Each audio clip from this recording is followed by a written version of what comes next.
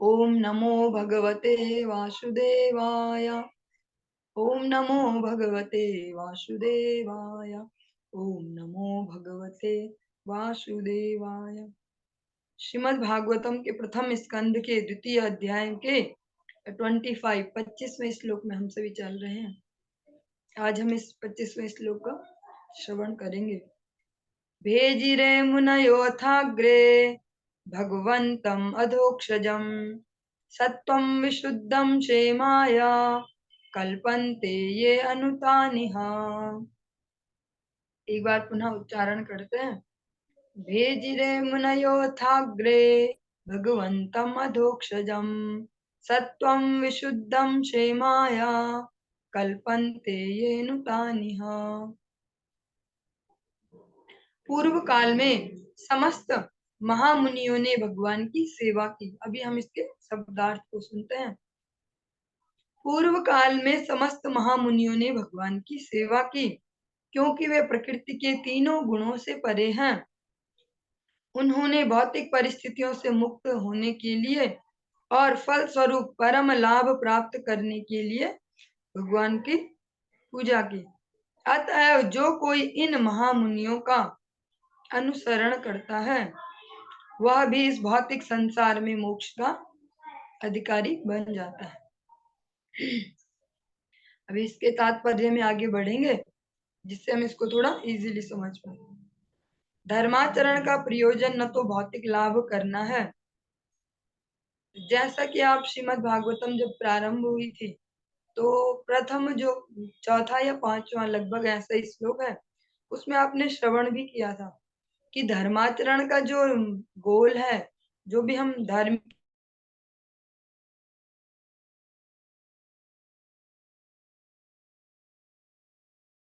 लाभ प्राप्त करना है और न ही आत्मा और पदार्थ के अंतर को बताने वाले सरल ज्ञान को अर्जित करना है। अन्य केवल इतना ही जान लेना है कि भैया कि जो लिविंग और नॉन लिविंग है, इनमें क्या अंतर है। धार्मिक अनुष्ठानों का चरम उद्देश्य अपने आप को भौतिक बंधन से छुड़ाना और उस दिव्य जगत में स्वतंत्रता का जीवन पुनः प्राप्त करना है, जहां भगवान ही प्रधान रहते हैं। जितने भी धार्मिक क्रियाकलाप हैं, इनका जो चरम उद्देश्य है, मेन जो टारगेट है, वो क्या है? वो है जो भौतिक बंधन है, जो हमारे यहाँ त्रिताप में हम जलते जा रहे हैं, इससे मुक्त होकर, और मुक्त होकर क्या करना? मुक्त होकर भगवत सेवा में नियुक्त होना, भगवान के उस दिव्य धाम तक वापस जाना, जहां भगवान ही मेन फोकस में, भगवान ही सेंटर में है।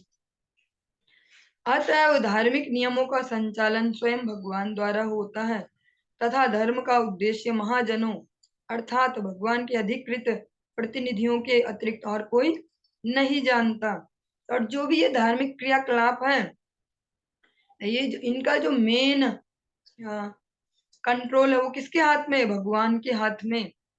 और धर्म का जो लक्ष्य है, धर्म का जो उद्देश्य है, धर्म का उद्देश्य कौन जानते हैं? जो महाजन है। महाजनों ये न गता सपंथ।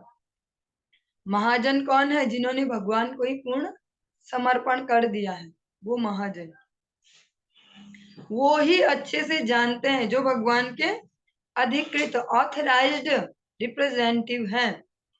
ऐसे नहीं कि अपनी मर्जी से गुरु बन गए, कल तक कुछ पता नहीं पीछे का और आज वो सोशल मीडिया पे छा गए तो गुरु बन गए, ऐसा नहीं। जो एक निश्चित गुरु परंपरा में आते हैं, और ऐसे ही लोग धर्म का वास्तविक उद्देश्य जानते हैं कि धर्म का गोल क्या है।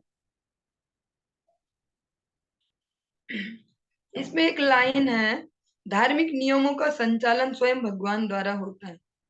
इसको अगर हम अपनी भाषा में अपने डेली लाइफ में यूज करें, आज की जो एकादशी है, इसका पारायण का थोड़ा सा डिफरेंट सा समय, सभी लोग परेशान भी होंगे। हाँ, लेकिन इसमें एक क्वेश्चन उठा कि भैया पारायण कैसे होगा? जो बच्चे स्कूल जाएंगे, एकादशी करते हैं, उनका क्या होगा? घर में तो जो है हाउस वाइफ्स हैं या हाउस होल्ड जो भी है वो कर लेंगे, लेकिन जो स्कूल जाएंगे वो क्या करेंगे? तो बाकी जगह पे तो पता नहीं कैसे मैनेज हो रहा होगा, पर जो देहरादून में लोकल भक्त है उनके लिए तो भगवान ने व्यवस्था बना दी है ना। जब तक ये चर्चा ही चल रही थी कि क्या होगा क्या होगा, तब तक रात में अचानक मैसेज आ गया परसों रात्रि में कि 2 दिन तक स्कूलों में छुट्टी रहेगी। कारण कि देहरादून में कुछ बड़ा सा बिजनेस समिट वगैरह कुछ हो रहा है जिसमें बाहर से लोग आएंगे, तो पूरा देहरादून में सब कुछ बंद रहेगा लगभग, स्कूल भी बंद। तो फिर अगर इसका कारण कुछ भी हो सकता है, कारण तो अलग ही है, लेकिन अगर हम अपने जीवन में रिलेट करें, वही बात है कि हर चीज को अपने एंगल से देखो कि इसमें हमारा क्या फायदा। तो हम इसमें भगवान की जो हम पे कृपा है उसको तो महसूस कर सकते हैं। तो छोटे छोटे बच्चे जो एकादशी कर रहे हैं अन्न को छोड़ के, उनके लिए तो तपस्या ही है, तो उनको भगवान ने निराश नहीं किया, उनके लिए व्यवस्था दे दी कि ऐसे पारायण भी हो जाएगा, है ना। तो जो धार्मिक नियम है, जो धार्मिक जो जगत है, आध्यात्मिक जगत, इस पे पूरा कंट्रोल भगवान का है। इसका जैसा जैसा समर्पण, भगवान की वैसी वैसी उस पे दया। भगवान के ऐसे 12 महाजन हैं, 12 महाजन, जो धर्म के उद्देश्य को जानते हैं और वे सभी भगवान की दिव्य सेवा में लगे रहते हैं। जो लोग अपना हित चाहते हैं उन्हें चाहिए कि महाजनों का अनुसरण करें और उनसे परम लाभ प्राप्त करें। इस प्रकार शास्त्रों में बोला जाता है, महाजनों ये न गता सपंथा। जिस रास्ते पे चल के, जिस प्रोसेस को फॉलो करके महाजनों ने भगवान को प्राप्त किया, उस पर ही चलें। और हम अलग अलग से अलग अलग 12 महाजनों का अनुगत्य करें तो मुश्किल पड़ेगा कि भैया भीष्म पितामह ने ये किया, यमराज जी ने ये किया। हमारे लिए वो सरल कैसे है, जो हमसे हमारे जो गुरु वर्ग हैं, जो वो हमें बताते हैं, हम उसको फॉलो कर लें तो हमारे लिए यही महाजना ये न गता सपंथा हो जाएगा। अगले श्लोक की ओर आगे बढ़ते, 26 नंबर। मुमुक्षवो घोर रूपान हित्वा भूतपतिनथ नारायण कला शांता भजन्ति यन सूयवः। एक बार पुनः उच्चारण करेंगे। मुमुक्षवो घोर रूपान हित्वा भूतपतिनथ नारायण कला शांता भजन्ति यन सूयवः। जो लोग मोक्ष के प्रति गंभीर हैं, इसका जो शब्दार्थ है हम उसको श्रवण कर रहे हैं अभी। जो लोग मोक्ष के प्रति गंभीर हैं वे निश्चय ही द्वेष रहित होते हैं और सबका सम्मान करते हैं, किंतु फिर भी वे देवताओं के घोर रूपों का अस्वीकार करके केवल भगवान विष्णु तथा उनके श्वांसों के कल्याणकारी रूपों की ही पूजा करते हैं। हम अभी श्रवण कर रहे हैं ग्रंथराज श्रीमद् भागवतम, जिसका सर्वत्र ही सम्मान है, सभी इसको मानते प्रमाण रूप में। और सारे वेद उपनिषदों को, 17 पुराणों को जिन्होंने लिपिबद्ध किया, ऐसे व्यास देव जी ने ही इसको कंक्लूजन के रूप में लास्ट में दिया, हम उसको श्रवण कर रहे हैं। इसलिए कुछ इसमें ऐसा भी मिलेगा जो हमें लगेगा कि भैया कुछ गड़बड़ है, लेकिन अगर शांत बुद्धि से, धीर गंभीर बुद्धि से श्रवण करेंगे तो समझ पाएंगे कि झूठ नहीं बोल सकते। जो श्रेष्ठ जन है वो झूठ नहीं बोलेंगे, उनको यथार्थ सत्य बोलना ही होगा सही प्रकार से। तो ये सूत गोस्वामी जी कह रहे हैं शौनकादि ऋषियों से, और इससे पहले कह चुके हैं सुखदेव गोस्वामी परीक्षित जी से, कि जो लोग भी अपने मोक्ष के प्रति गंभीर हैं और जो भाव बंधन से मुक्ति के लिए गंभीर हैं, वे निश्चय ही द्वेष रहित होते हैं और सबका सम्मान करते हैं, किंतु फिर भी वे देवताओं के घोर रूपों का स्वीकार करके केवल भगवान विष्णु तथा उनके श्वांसों के कल्याणकारी रूपों की ही पूजा करते हैं। पूर्ण, अब इसके तात्पर्य में आगे बढ़ेंगे जिससे इजीली इसको समझ पाए। पूर्ण पुरुषोत्तम भगवान विष्णु, भगवान श्री कृष्ण, जो विष्णु कोटि के रूपों के मूल रूप हैं, दो भिन्न कोटियों में अपना विस्तार करते हैं, पूर्ण या समग्र अंश तथा भिन्न अंश।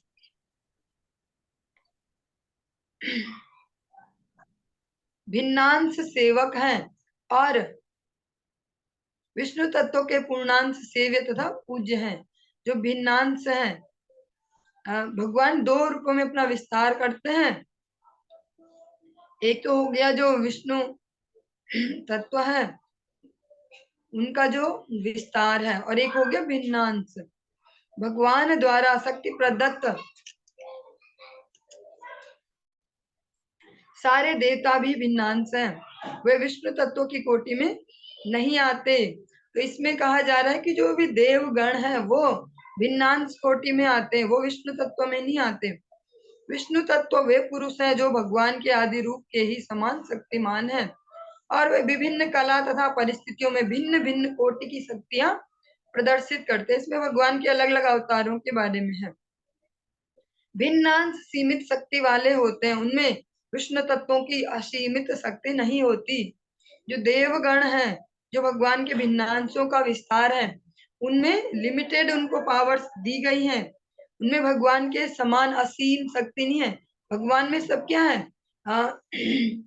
भगवान में सब कुछ है एक्सेस मात्रा में, जितना किसी के पास नहीं होता, अनकाउंटेबल जिसको बोल सकते हैं, इन्फिनिटी बोल सकते हैं। भगवान के पास सब कुछ अनंत रूप में है। इसीलिए जब हम कभी भी सुनते हैं कोई इतिहास कि भैया देवासुर संग्राम हुआ, ऐसा हुआ, वैसा हुआ, समुद्र मंथन हुआ, तो हम देखते कि सारे सारे जितने, हम तो एक एक देवता को इतना पावरफुल समझते कि ये भगवान विष्णु के ही बराबर है। लेकिन समुद्र मंथन वाली जो कथा वो बड़ी प्रैक्टिकल सी है, उसमें हम समझ सकते हैं सच्चाई को, क्योंकि बचपन से हमें कंडीशनिंग ही ऐसी मिली है कि सब बराबर है। तो वो इतने अच्छे से दिमाग में फिट है कि अगर कोई वैष्णव जन बताए भी ना कि सब बराबर नहीं, तो हमें लगता कुछ ना कुछ पाप हो रहा, कुछ अपराध हो रहा, कुछ गड़बड़ है। लेकिन आप समुद्र मंथन की कथा को अगर सुने और शांति से एनालिसिस करें, उसको ठीक से समझें, तो सारे देवता और सारे असुर इतने सारे मिलके भी उस प्रक्रिया का पहला चरण भी पूरा नहीं कर पाए, जिसको बोल सकते हैं कि मंदराचल को उठा के समुद्र पे लाना, वो भी उनके बस का नहीं रहा, वो भी भगवान ने किया। रस्सी वो भी भगवान ने दी, और जब वो समुद्र में डाल भी दिया तो भी उसको स्थिर नहीं कर पा रहे, वो तो डूबते जा रहा, अब कैसे होगा फिर मंथन, कैसे हो? तो सारी व्यवस्था, भगवान कूर्मा अवतार लेके वहां भी घुस जाते, सारे जो भी प्रोसेस है, उसके बाद भी देखते हैं कि समुद्र मंथन भी उनसे ठीक से नहीं हो पा रहा। भगवान हर जगह हेल्प कर रहे हैं, फिर जो उसमें से निकल रहा है उसको भी मैनेज नहीं कर पा रहे, मिलजुल के भी सारे, इतने सारे लोग मिलके, देव भी असुर भी। तो जब हम ऐसी कथाओं को अच्छे से श्रवण करें धैर्य पूर्वक, बिना किसी पूर्वाग्रह के, पूर्वाग्रह मीन्स जो हमारी पहले से धारणाएं फिट है कि भैया बचपन से जो कंडीशनिंग हमें दी है, हाँ दी गई है, क्या दी गई है कि सब बराबर है, बचपन से छोटे बच्चे को भी कि ये भी है और ये भी है, नाम मैं नहीं बोल रही, नाम सबको पता ही है कि ये भी है, इनके भी करो, ये भी है, सारे बराबर है बेटा, सब भगवान है। लेकिन अगर धैर्य से समझे सुने, जैसा आज के समय में सारे लोग प्रैक्टिकल होते जा रहे हैं, हाँ प्रैक्टिकली सुने समुद्र मंथन की एक कथा को भी, तो समझ जाएंगे कैसे सब बराबर है, कितना सब बराबर है। जब भी कुछ भी झंझट आती है तो सारे भाग के वापस पहुंच जाते हैं भगवान नारायण के पास। ऐसा क्यों? ये सब बराबर है। अभी जो हम ये सब बराबर हैं, या ये जो तुलना चल रही है, कोई विरोधात्मक नहीं है, ये क्या है, अपने कल्याण के लिए हम इसको एनालिसिस कर रहे हैं, है ना। अभी हम सब एक ही वर्ग के लोग यहाँ पे उपस्थित हैं, ये तो नहीं कोई बाहर का है कि जो अभी इसमें तर्क करे, कुतर्क करे। लेकिन अगर हम सही तरीके से समझेंगे तो समझ पाएंगे कि जो विष्णु तत्व है वो सर्वश्रेष्ठ है और सबका ओरिजिन है, सब उनसे उद्भूत हुए। अतः विष्णु तत्वों या भगवान नारायण के पूर्णांशों की गणना कभी भिन्नांशों के साथ नहीं करनी चाहिए। यदि कोई ऐसा करता है तो पाखंडी होने का अपराध करता है, जो बोलेगा सब बराबर सब बराबर। इस कलयुग में अनेक मूर्ख व्यक्ति ऐसा अवैध अपराध करते हैं और दोनों कोटियों को समान बताते हैं। और अनेक तो क्या कहेंगे, 99.9 जनसंख्या यही सोचती है कि सब बराबर हैं। ये विभिन्न अंश अपनी अपनी भौतिक शक्तियों के अनुसार विभिन्न पदों पर आसीन हैं। तात्पर्य थोड़ा सा इसका अलग सा ही है, डिफरेंट सा है, पावरफुल सा। इसमें तो नाम भी दिए गए हैं, पर हो सकता है किसी के इमोशंस हर्ट हो जाए, इसलिए नाम नहीं बोल रही हूँ। जिनके भी हम पूजा अर्चना करते हैं अपनी अपनी, जिस भी कम्युनिटी में हमें जन्म मिला है, जो गढ़वाल में जिन्हें जन्म मिला उनके लिए तो और ज्यादा झंझट, उनको और ज्यादा ऑप्शन मिल जाते हैं, और सारी बचपन से इतना उनके साथ डर जोड़ दिया जाता है कि हम चाह के भी सोच भी नहीं पाते, ऐसा लगता है सोचने में भी कुछ पाप हो गया अगर इनको कुछ बोल दिया हमने, हाँ। पहले बचपन से यही कंडीशनिंग मिलती है, दोष लग जाएगा, देवता का दोष लग जाएगा, तो वो इतना पावरफुल हो जाता है, वो दोष वाला जो हमको डाल दिया जाता है, तो चिंतन करना भी अपराध जैसा लगता है। इन देवताओं की पूजा वे लोग ही करते हैं जो तमोगुण की निम्नतम अवस्थाओं में होते हैं। ब्रह्मा, शिव, गणेश, सूर्य और चंद्र ऐसे ही देव उन लोगों के द्वारा पूजे जाते हैं जो भौतिक भोगों से प्रेरित होने के कारण रजोगुणी होते हैं। एक कैटेगरी बताई तमोगुणियों की, उसमें जो नाम दिए वो नाम मैंने बोले नहीं, क्योंकि उनसे जल्दी वो लगता है सबको अजीब सा, लेकिन वो तमोगुणी लोग उस उपासना में जाते हैं। और जो तमोगुण वाली जो उपासना है, अभी बीच में नहीं ले पाऊंगी, मेरा फ्लो वो हो जाएगा प्रभु जी। जो तमोगुणी उपासना, उनका एक उनमें स्पेशलिटी है, उनके जो दिमाग की कंडीशनिंग है ना, बड़ी वैसी हो जाती है, उनके साथ आप ज्यादा तर्क वितर्क कुछ नहीं चलेगा, तो उन्होंने जो पकड़ लिया ऐसे बस उसको कर लिया। इसके बाद सेकंड नंबर पे आते हैं रजोगुणी जो उपासना है। वो जो पंच देवोपासना जो बताई जाती है सनातन धर्म में, वो रजोगुणी रजोगुण के अंतर्गत आती है। किंतु जो सचमुच सतोगुणी हैं, वे केवल विष्णु तत्वों की पूजा करते हैं, और जो सतोगुण से प्रेरित हैं, वो भगवान विष्णु के जो तत्व हैं उनकी आराधना करते हैं। विष्णु तत्वों के नाम तथा रूप अनेक हैं, यथा नारायण, दामोदर, वामन, गोविंद, इस प्रकार से अलग अलग नाम, भगवान के अलग अलग रूप। सुयोग्य ब्राह्मण शालिग्राम शिला द्वारा निरूपित विष्णु तत्वों की पूजा करते हैं। और इसका जो जनरल वो देखा जाता फॉर्मूला, वो क्या, शालिग्राम जी का पूजन, जो कि सनातन धर्म में प्रारंभ से ही चला आ रहा है और अभी भी बड़ा कॉमन सा है कि शालिग्राम भगवान का पूजन। और क्षत्रिय तथा वैश्य जैसे कुछ उच्च तर वर्ण के लोग भी सामान्यतः विष्णु तत्वों की पूजा करते हैं। जैसे कॉमनली देखा जाता है, अब तो नई जनरेशन में जो भी है, जो अब तक की जनरेशन है, जो वणिक वर्ग के हैं, वो लोग ज्यादातर भगवान नारायण को, उनका क्लियर होता है उनको कि हाँ विष्णु तत्व प्रधान है, वो शालिग्राम भगवान का पूजन हो या इस प्रकार से अपनी एक्टिविटीज को करते हैं। सतोगुणी योग्यतम ब्राह्मण कभी भी अन्यों की पूजा विधि से ईर्ष्या नहीं करते, वे अन्य देवताओं का पूर्ण आदर करते हैं। जैसे कि हम पिछले 2-3 दिन से लगभग यही टॉपिक चल रहा है, और थोड़ा सा ये वैसा है, जिसको बोलने वाला जो होगा तो उसको थोड़ा मजबूत हृदय का होना पड़ेगा, है ना, क्योंकि पचाने वाले जैसा भी पचा पाएंगे फिर वैसी रिएक्शन देंगे। वे अन्य देवताओं का पूर्ण आदर करते हैं।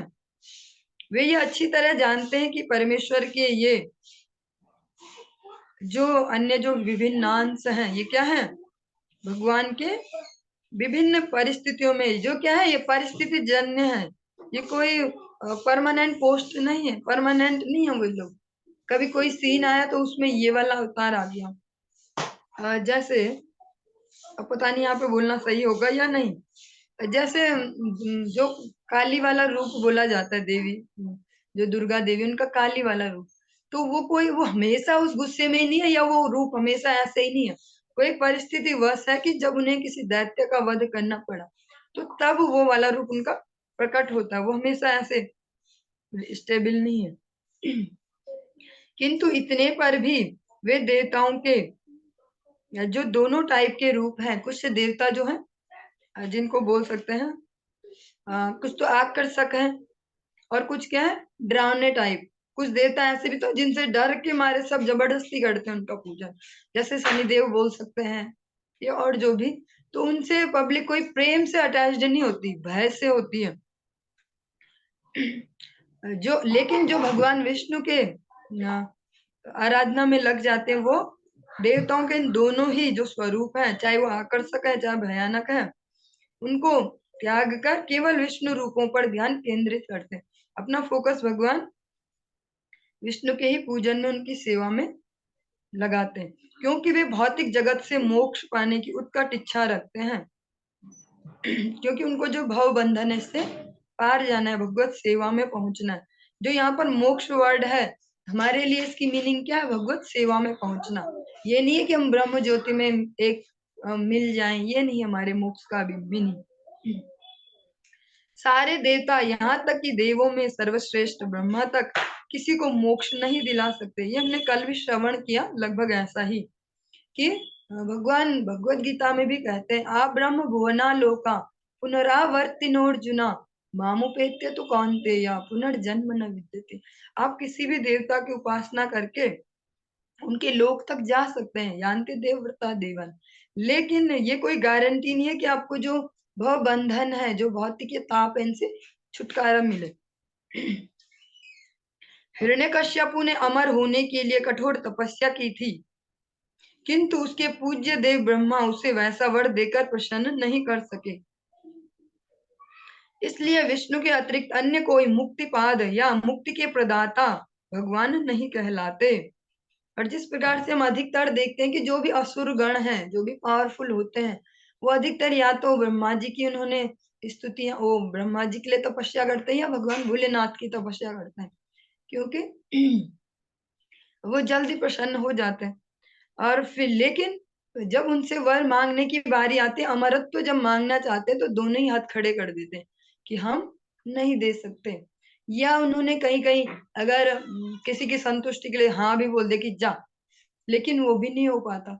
जैसे भगवान भोलेनाथ से कई असुर ऐसे, जैसे वाणासुर या ऐसे अलग अलग, जिन्होंने भी वरदान मांगा हम कृष्ण को मार दें। एक और है दंत वक्र, ऐसे लोगों ने भगवान भोलेनाथ को प्रसन्न किया, बोला हम कृष्ण को मार दें, लेकिन क्या वो मार पाए? भोलेनाथ ने भी उनकी खुशी के लिए हाँ तो बोल दिया जाओ, लेकिन वो कर नहीं पाए। इसलिए विष्णु भगवान के अतिरिक्त तो कोई भी मुक्ति के प्रदाता भगवान नहीं कहलाते। इसलिए भव बंधन से जो छुटकारा है और भगवत सेवा में नियुक्ति, ये भगवान विष्णु तत्व ही दे पाएंगे।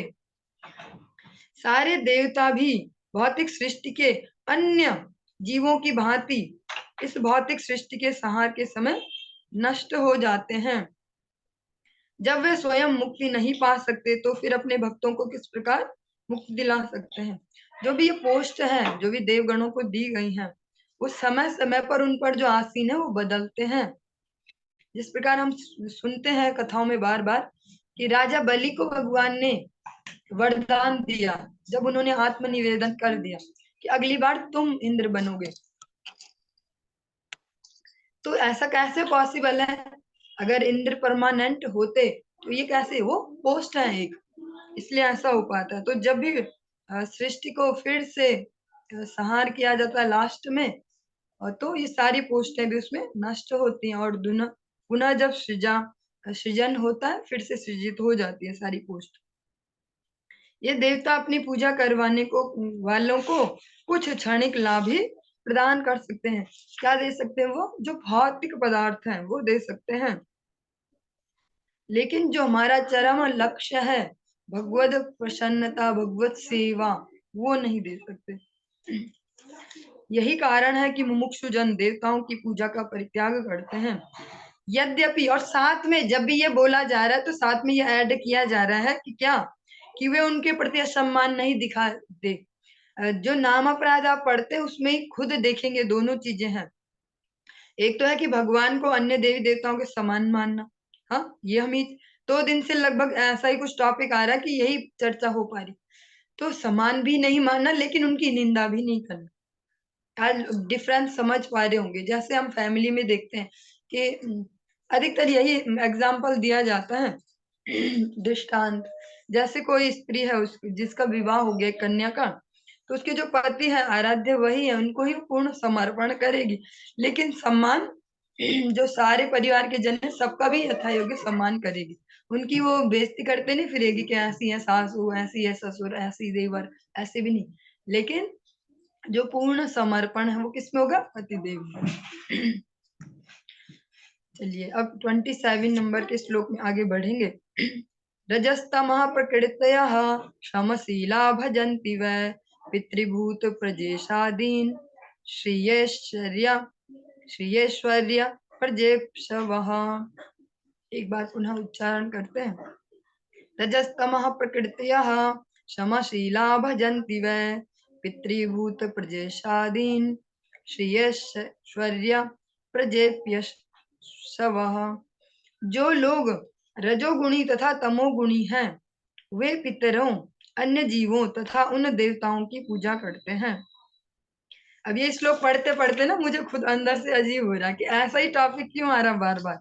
लेकिन जो भागवतम है उसको आप पहले श्लोक से देखेंगे तो उसमें क्लियर है कि इसमें एक्स्ट्रा कुछ नहीं देंगे बुक को मोटा करने के लिए, जो जरूरी है केवल वही देंगे, है ना।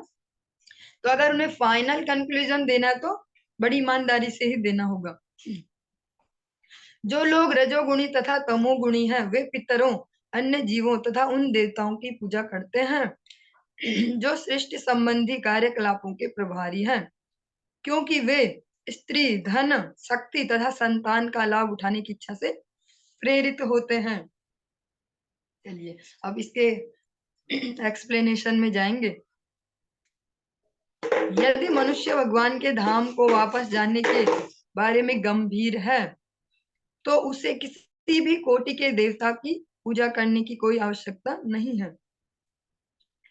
ये लाइन वैसे बड़ी टफ सी है, लेकिन अगर हम अपने आप पे इसको अप्लाई करके देखें तो हम सबका जो प्रारंभ से स्तर है वो यही वाला है, हम सब ने यही किया। और ये क्या है, इसको नेग्लेक्ट भी नहीं कर सकते पूरी तरह की, देवताओं की उपासना होनी ही नहीं चाहिए, ऐसा नहीं है।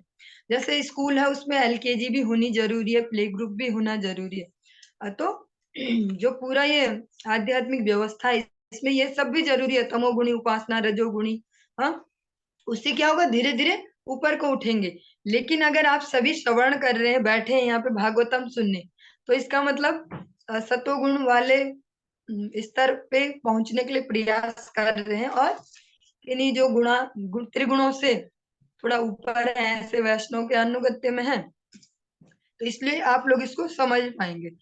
जो प्रारंभिक स्टेजेस होती हैं वो पहले तमोगुण से शुरू होती हैं, फिर धीरे धीरे ऊपर बढ़ते जाते हैं।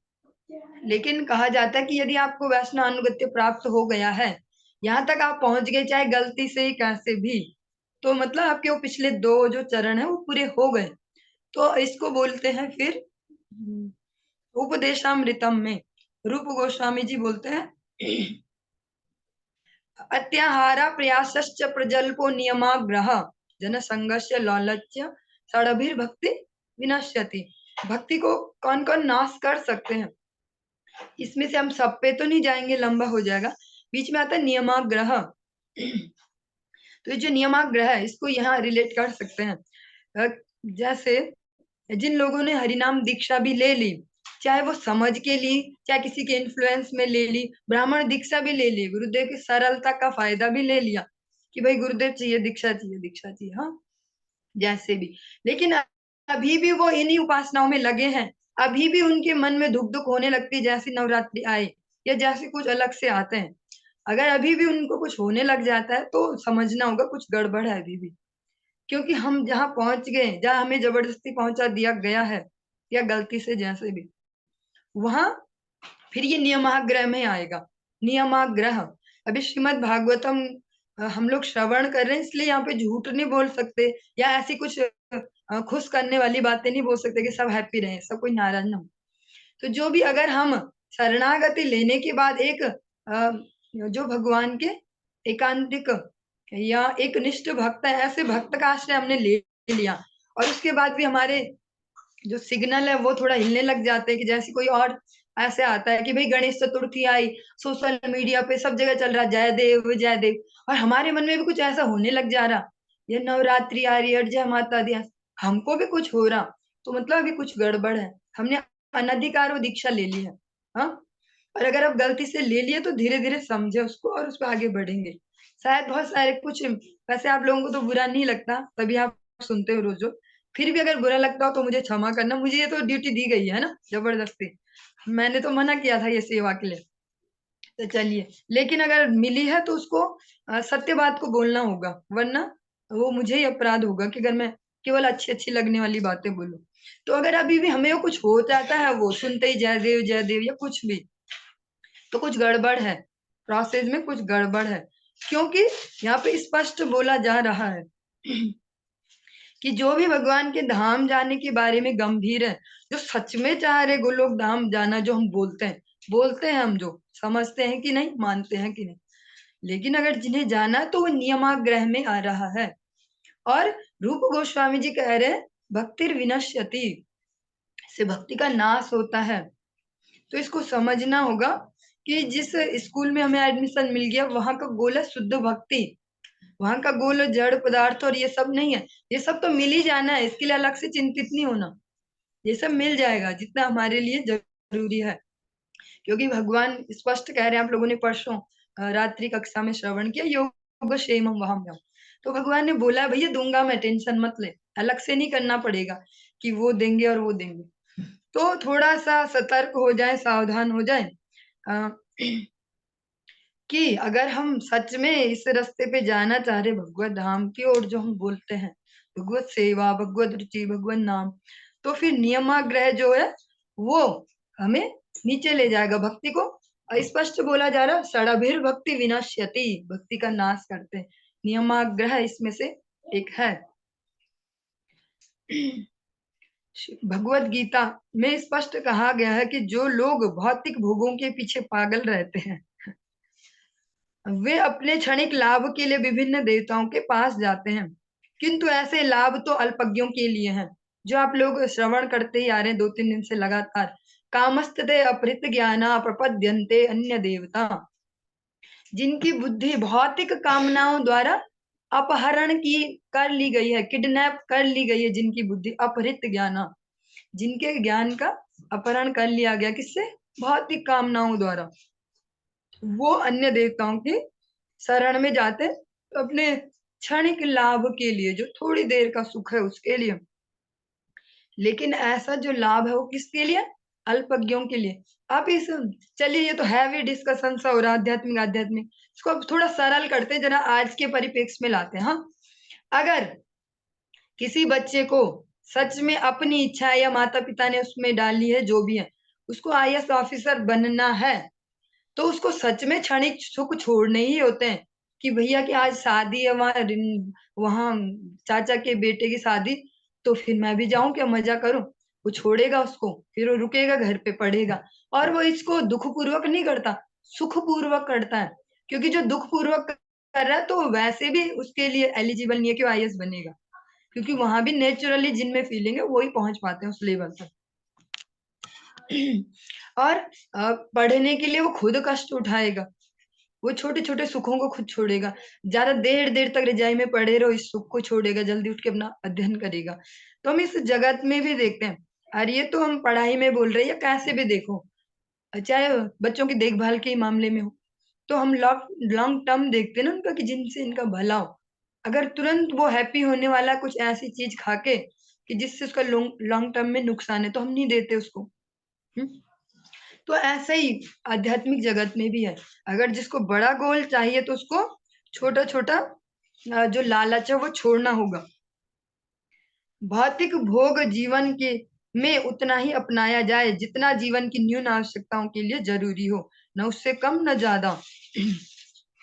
और जो भी हम जीवन में कुछ भी संग्रह कर रहे हैं, तो उसको न तो वो कम होना चाहिए, कम भी होगा हमारे पास तो अभाव में ही हमारी बुद्धि रहेगी कि भैया ये भी कम, ये भी कम। तो जितना हमारे लिए जरूरी है उतना होना चाहिए, थोड़ा बहुत एक्स्ट्रा भी हो जाए पर अति एक्स्ट्रा नहीं। इसीलिए कहा जाता है कि अपनी जो भी आय है, ये जो भी साधन, ये जो भी है आप पे गुण है, इसको धनी धन के उसमें नहीं लेंगे। गुण भी जो आपके पास है एक्स्ट्रा, आपको बोलना अच्छे से आता है या पढ़ना अच्छे से आता है या कुछ भी, तो उसको भगवान की सेवा में लगाएं। इसी को तो प्रचार सेवा बोलते हैं। या आपको रसोई बनाना अच्छे से आता है, तो आप उसको भगवान की सेवा के निमित्त देखिए कि कैसे हो सकता है ना। ऐसे जिसमें जो भी क्वालिटी हो, किसी को आईटी सेक्टर की ज्यादा नॉलेज है, वो उसको भगवान की सेवा में लगाए। जिसके पास जो भी गुण है, जो भी वस्तु है, जो गुण है, जब वो एक्स्ट्रा है, अगर थोड़ा सा एक्स्ट्रा है, तो उसको भगवान की सेवा में लगाए। क्योंकि हम अपने लिए जितना उसको यूज करते जाएंगे, फिर उससे वहां एक वो आएगी, सैचुरेशन टाइप आ जाएगा कुछ। तो उससे बढ़िया उसको भगवान की सेवा में लगाए। अधिक भोग, भौतिक भोग अपनाने का अर्थ है अपने आप को भौतिक संसार के कष्टों से अधिकाधिक बांधना। क्योंकि जो भी क्या होगा हम पे अननेसेसरी, वो हमारे लिए कष्ट का कारण बनेगा। जो लोग भौतिकता में निमग्न है, उन्हें अधिक धन झूठी कुलीनता जैसी वस्तुएं चाहिए। क्योंकि वे भगवान विष्णु की सेवा से प्राप्त होने वाले लाभ से अनजान रहते हैं। और यहाँ पे ये नहीं कि किसी पर्टिकुलर जो वर्ग है उससे बैर करके और उससे गुस्सा करके या उसके विरोध में ये सब बोला जा रहा है। ये बोला जा रहा है कि अज्ञानता में करते हैं इसको, जैसा हम कल भी आपस में डिस्कस कर रहे थे। तो ये अज्ञानता वश होता है, जब तक उन्हें नॉलेज नहीं हो पाती कि भगवान की जो सत्व गुण वाली जो आराधना है, सेवा पूजा, उसके क्या क्या लाभ हैं, तब तक ही वो छोटे लाभों में लगते हैं। विष्णु की पूजा से इस जीवन में लाभ तो मिलता ही है, किंतु मृत्यु के बाद अगले जीवन में भी लाभ मिलता है। इस प्रकार आप लोग LIC का सुनते हो, बचपन से सुनते आ रहे हैं हम सब भी। LIC का जो एक होता है जीवन के साथ भी और जीवन के बाद भी, तो ऐसी जो भगवान नारायण की उपासना करते हैं इस जगत में भी संपन्नता को प्राप्त करते हैं। आप देखेंगे भगवान के जो भी एकनिष्ठ भक्त हुए, सब पे ऐश्वर्य से लेके हर चीज, ज्ञान से लेके सब असीमित होता है। हाँ, राजा अम्बरीश इसमें सबसे हाई लेवल पे उनकी गिनती की जाती है। उन्होंने तो अपना एक एक सेकंड, अपने शरीर का एक एक अंग भगवान की सेवा में लगा दिया, लेकिन उनका कुछ भी नाश नहीं हुआ। ये नहीं हुआ कि उनका राज्य किसी ने हमला किया, राज्य हड़प लिया, सब व्यवस्थाएं चौपट हो गई, ऐसा कुछ नहीं हुआ। उनका सब बढ़िया से ही चला, क्योंकि उनकी पूर्ण शरणागति है भगवान के जीवन में। और ऐसे अलग अलग से उदाहरण आज के समय में भी आप देखते हैं, अपने अपने जीवन से भी देख सकते हैं। जब से भगवत भक्ति में लगे हैं, तो जो भौतिकता है वो भी बढ़ ही रही है, किसी की कम नहीं हुई है। ऐसा कोई नहीं बोल सकता हरिनाम लिया तो हमारे सारे नुकसान शुरू हो गए, हमारे जो फाइनेंशियल है वो सब क्राइसिस आ गए, ऐसा नहीं है, वो भी बढ़ रही है। और इसके बाद भी जो है उसकी भी असर्टी मिल रही कि उसके बाद भी फायदा ही है। उसके बाद क्या फायदा है? उसके बाद भक्त घर में जन्म मिलेगा, अगर जन्म लेना भी पड़े, भक्त घर में जन्म मिलेगा, जहां हम भक्ति स्टार्टिंग से कर पाएंगे।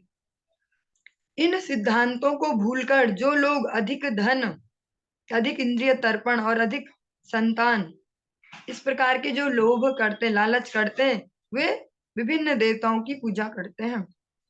जीवन का लक्ष्य जीवन के कष्टों को समाप्त करना, इन्हें बढ़ाना नहीं। और अगर हम अच्छे से समझें कि जिस प्रकार से हमने शुरू के दूसरे या तीसरे श्लोक में भी डिस्कशन किया कि जो आहार, निद्रा, भय, मैथुनंचा, ये 4 चीजें पशु जीवन में भी की, चाहे वो कोई से भी लेवल पे थे, चाहे वो एक कोशिकीय, द्विकोशिकीय, जैसे जैसे थलचर, नभचर, कैसा भी बोल दे, हर जीवन में ये सब किया ही है। तो मानव जीवन का भी यही लक्ष्य नहीं है कि इसको ही करते रहें। इसका लक्ष्य है इससे आगे बढ़ के भगवत सेवा में नियुक्त हो पाना। भौतिक सुख के लिए देवताओं के पास जाने की कोई आवश्यकता नहीं है। चलिए यहाँ पे एक और एग्जाम्पल याद आ गया, उसको लेते हैं। जैसे युधिष्ठिर जी के जीवन में देखते हैं, युधिष्ठिर जी को भी भगवान की दया से सारा वैभव सब कुछ ही प्राप्त हुआ। हाँ, तो युधिष्ठिर जी ने राजसूय यज्ञ किया। राजसूय यज्ञ करने के पीछे वो अपना लक्ष्य क्या बोलते हैं भगवान को? बोलते हैं, हे केशव, मैं चाहता हूं कि सारा विश्व देखे, देवता तक भी देखें। वो स्पष्ट देवताओं को भी उसमें लेते हैं कि स्वर्ग के देव भी देख पाए कि आपके भक्त का कितना ऐश्वर्य होता है। ऐसा नहीं कि जैसे बोला जाता है भगवान विष्णु के भक्त गरीब होते हैं, अन्य देवताओं के, ऐसा नहीं। युधिष्ठिर जी स्पष्ट बोलते हैं कि मैं ये राजसूय यज्ञ दिखाने के लिए ही कर रहा हूँ। क्या दिखाने के लिए? कि जो आपके भक्त हैं उनके पास भी सब कुछ कितना हो सकता है एक्सेस में। वो भी कोई ऐसे नहीं होते कि अभावग्रस्त हो, रोते धोते रहे। जो रोते धोते रह रहे हैं तो उन्हें देखना होगा कि प्रोसेस ठीक से फॉलो हो रही या नहीं। हाँ, युधिष्ठिर जी ने जो यज्ञ किया उसमें सारे जितने भी ब्राह्मण बिठाए, जितने, वो तो ऐसे तो नहीं थे कि 2 4 5 10 100 50 बिठाए, उन्होंने तो हजारों की संख्या में बिठाए। सबको जो भी वो पात्र दिए ना, बर्तन दिए, आचमनी से लेके कटोरी, चम्मच, गिलास, सारे यूज करने को सारे सोने के बने हुए, और ऐसी भर भर के दक्षिणाएं, और सारा मतलब जिसको बोल सकते हैं आज की डेट में फुल सोसेबाजी, ऐसा बढ़िया करके किया। क्यों किया?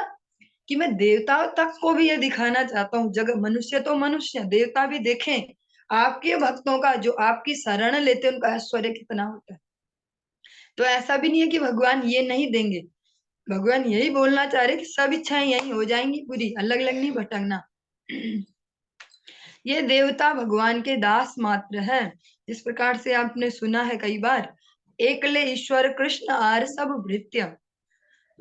फलतः ये जल वायु प्रकाश आदि के रूप में जीवन की आवश्यकताएं प्रदान करने के लिए बाध्य है, उनकी ड्यूटी है वो देना। जिस प्रकार से आपने गिरिराज गोवर्धन वाली लीला श्रवण की होगी, उसमें उसका जो सार है वो यही तो है कि देवता भगवान नहीं है, उनकी ड्यूटी है वो पानी देना। यही तो भगवान ने ब्रजवासियों को बोला, इंद्र की ड्यूटी है वो बारिश करवाना, समय पे सब होना। उसके लिए उसको अलग से वो रिश्वत नहीं देनी होगी, उसको मैं दे रहा हूँ सैलरी, तुम रिश्वत मत दो। यही तो भगवान ने इसमें इस लीला में बताया।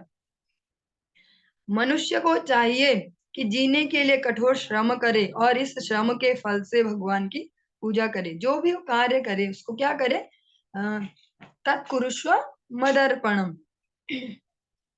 अब आप लोगों ने बहुत सारे श्लोक भी याद कर लिए भगवत गीता के, तो आप लोग भी ऐसे समझ पाएंगे, जब जो सीन आएगा, जो बात आएगी, उसमें रिलेट कर पाओगे कि भगवान ने क्या बोला इस बारे में। यत् करोषि यदश्नासि यत् जुहोषि ददासि यत् तपस्यसि कौन्तेय तत्कुरुष्व मदर्पणम।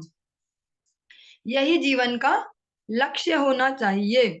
उसे भगवान में श्रद्धा रखते हुए उचित ढंग से अपने वृत्तिपरक धर्म का पालन करना चाहिए। वह इससे धीरे धीरे भगवान के धाम पहुंच सकेगा। जो भी उसका स्वाभाविक गुण है, जिस भी कार्य में वो लगा, उसको ठीक प्रकार से करते करते उसके जो रिजल्ट है उनको भगवान को अर्पण करे।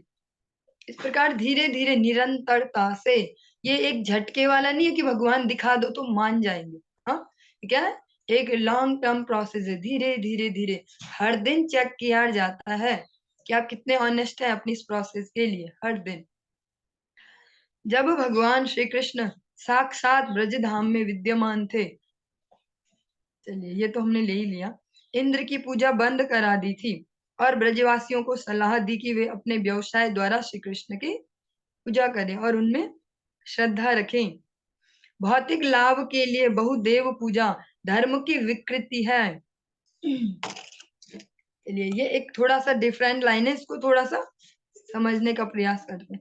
भौतिक लाभ के लिए बहुदेव पूजा धर्म का विकृत रूप है। जो चलता है ना कि इसकी पूजा करके ये आएगा, और क्या बोलते हैं, थर्सडे को बोलते हैं वैभव लक्ष्मी ये वाला व्रत ले लो, फ्राइडे को संतोषी माता का व्रत ले लो, इससे ये बढ़ेगा, इससे ये बढ़ेगा। ये क्या, धर्म का एक विकृत रूप है। विकृत मीन्स खराब सा, अजीब सा रूप, जिसमें से कोई सुगंध नहीं आने वाली, ऐसा विकृत सा रूप है। भागवत के प्रारंभ में ही इस प्रकार की धार्मिकता की निंदा कैतव धर्म करके कैतव धर्म कह के कर दी गई है। जिस प्रकार से आपने श्रवण किया था, और जो वो श्लोक है, इन पे तो कम से कम 3-3 दिन लगे थे ना इनको समझने में, जो स्टार्टिंग वाले थे। अब तो हम एक दिन में ये 2-3 चल पा रहे, तो एक ही श्लोक में लगे 3-3 दिन, किसी किसी में 4 भी लगे। हमने श्रवण किया था नंबर 2 श्लोक, जो भागवतम का प्रथम अध्याय का, धर्मा प्राचित कैतवो अत्र परमो निर्मत्सराणाम सताम। इस लाइन में ने क्या सुना था, धर्मो प्राचित कैतव। जो ये बाकी सारे सो कॉल्ड धर्म हैं, इसको स्पष्ट कैतव धर्म बोल दिया गया। ये कोई नित्य धर्म नहीं है, जीव का मंगलकारी धर्म नहीं है। भक्ति विनोद ठाकुर जी ने तो इतनी कृपा की है कि इसके लिए पूरा एक ग्रंथ ही दे दिया कि धर्म है क्या। इसको नाम दिया जैव धर्म, उसको नाम नहीं दिया मनुष्य धर्म, हाँ, या वैष्णव धर्म, ऐसा नाम नहीं दिया। उसको नाम दिया जैव धर्म, जीव मात्र का धर्म। उसमें अलग अलग अलग अलग टॉपिक लेके, जिनसे हम समझ पाए, कहानियों के फॉर्म में उसको, उस ग्रंथ को दिया गया। तो बहुत ही सुंदर ग्रंथ है, कभी श्रवण करेंगे इन्हीं कक्षाओं में। संसार में केवल एक ही धर्म है जिसका पालन हर एक को करना चाहिए, और वो क्या है, भागवत धर्म, जो केवल पूर्ण पुरुषोत्तम भगवान श्री कृष्ण की सेवा सिखाता है, अन्य किसी की नहीं। ठीक है। जो भागवत धर्म है या भागवत ग्रंथ है या जो भक्त भागवत है, उन सब का एक ही गोल है, भगवत सेवा में हमारी रुचि उत्पन्न करवाना, क्योंकि इसी से ही हमारा मंगल हो पाएगा। जो जीव मात्र है उसका जो लास्ट गोल है वो भगवत धाम जाना ही है।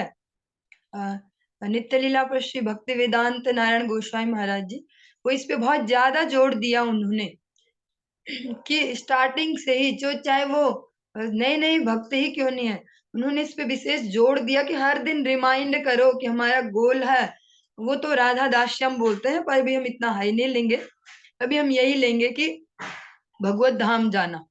तो उनका पहले दिन से ये जोर रहा है कि याद होना चाहिए हमारा लक्ष्य क्या है। भले हम उतने अभी सक्षम नहीं है, हाँ, लेकिन हमें पता तो होना चाहिए हमें वहां तक पहुंचना है। इस प्रकार से इस दुनिया में भी देखते हैं जो डॉक्टर हैं या जो जिस भी ऑक्यूपेशन में अच्छे अच्छे, वो अपने बच्चों को बचपन से ही वही सपना दिखाते हैं कि बेटा वहां तक जाना है हमारा गोल। तो फिर वो बच्चे बचपन से सिंसियरली उसको अपने जीवन शैली को ऐसा ढालते हैं कि वो इजीली वहां तक पहुंच पाते हैं, बजाय और बच्चों के। और बच्चों को ज्यादा कष्ट होगा क्योंकि उनको वैसा परिवेश भी नहीं मिल रहा या वैसी कंडीशनिंग, इजीली पहुंच पाते हैं। इसलिए जो वैष्णव जन है वो स्पष्ट पहले दिन से क्या कहते हैं, जीवेर स्वरूप है कृष्णेर नित्य दास। ये नहीं बोलते कि अब इसका दास और उसका दास, कृष्णेर नित्य दास, क्योंकि वही फाइनल लक्ष्य है किसी भी जीवात्मा का। चलिए इसको, हरे कृष्णा, तो यहीं पर ही विराम देंगे।